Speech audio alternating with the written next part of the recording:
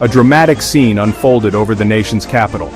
The familiar calm of a summer holiday was punctuated by the thunderous roar of advanced military aircraft, including F-35 fighter jets and formidable B-2 bombers, as they streaked across the sky above the White House. This powerful display of military might serve as a backdrop for a pivotal political moment.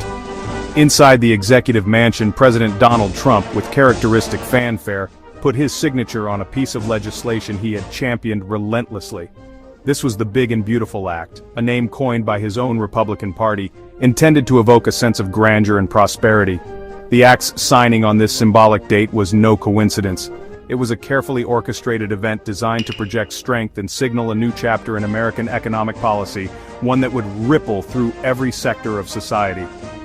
The journey of the Big and Beautiful Act to the president's desk was anything but smooth, reflecting the deep and often bitter political chasms that define contemporary America. The bill, a sprawling document of 940 pages, had navigated a perilous path through the United States Congress. In May, it had barely cleared the House of Representatives, only to face a more intense battleground in the Senate.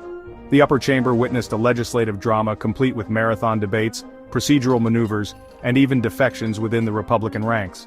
The vote was so precariously balanced that it ultimately resulted in a 50-50 tie, a deadlock that necessitated the rare intervention of Vice President Mike Pence, who cast the deciding vote to ensure its passage. This razor-thin victory underscored the profound ideological divide, with votes falling almost perfectly along party lines, a testament to the polarized state of American politics. At its core, the Big and Beautiful Act represents a continuation and significant expansion of the economic philosophy that characterized Trump's first term in office. It is essentially an upgraded version of the Tax Cuts and Jobs Act of 2017, a landmark piece of legislation from his initial presidency that was set to expire. The new act aims to make many of those tax cuts permanent, particularly for corporations, while introducing a host of new measures. It proposes a massive fiscal restructuring over the next decade, with plans to cut taxes by a staggering $4 trillion and simultaneously slash government spending by at least $1.5 trillion. The legislation is not merely about numbers, it is a statement of priorities, fundamentally reshaping where the nation's vast resources will be directed and whose fortunes will be favored in the years to come. The fierce debate surrounding the act stems from its profound implications for different segments of the American population and the economy at large.